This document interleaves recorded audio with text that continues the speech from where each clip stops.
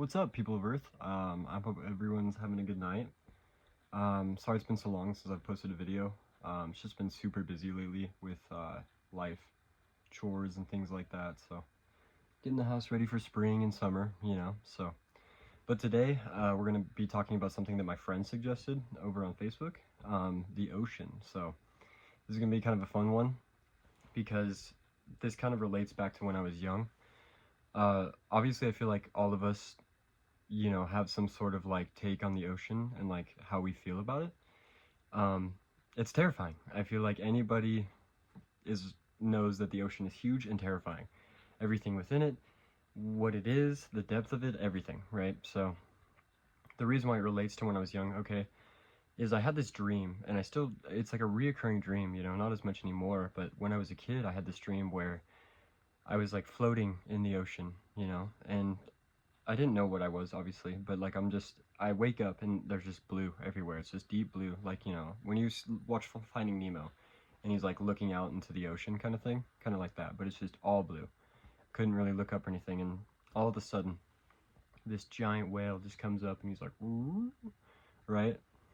And it's cool because this whale like starts talking to me, and he's like in this time of this dream, it's like, in my opinion, of what could be like an elder whale, like, just a very wise being of some sort, and he just like is sitting there talking to me. And now I don't remember what he says, but this dream was so cool to me as a kid because I had such a wide imagination, and even as an adult I still try to like use my imagination as much as I can because it's, fun, and it's not like, it makes life less depressing.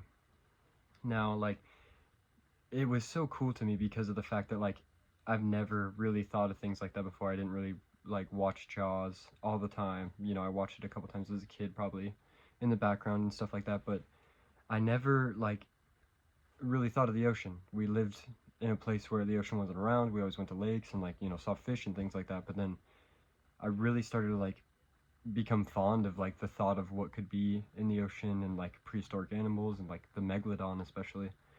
And it's so cool to like just kind of dive deep into the scientific part of it as well, which I don't know a lot about, and so it's fun to learn about, right? Like, what the ocean, the vast amount of like species that is within the ocean, and then you have like just the fact that the ocean creates the most oxygen, right, for Earth, is crazy, right? From plankton and things like that, the plants and all those kind of things, right? The plastics that we emit into the ocean. It's all awesome.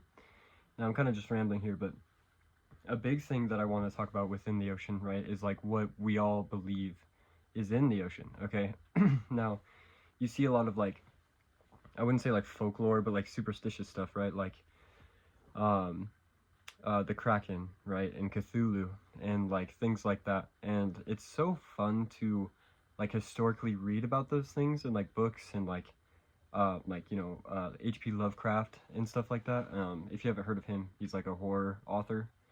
Um, and it's just really cool. And so there's also a movie that like the girl from Twilight, Kristen Stewart, she's in a movie called Underwater. Now, like, first take on this movie, okay, sorry, kind of a tangent, but anyway, first take on this movie is like you watch it and you don't think anything of like underwater creatures until like maybe a like 25% of the movie, and then like some like creature comes up and like grabs their like some their helmet or something. But the whole take on this movie is that there's a giant Cthulhu basically just like taken over, and so she has to like stop it from taking her team out basically, and so she stays behind, whatever.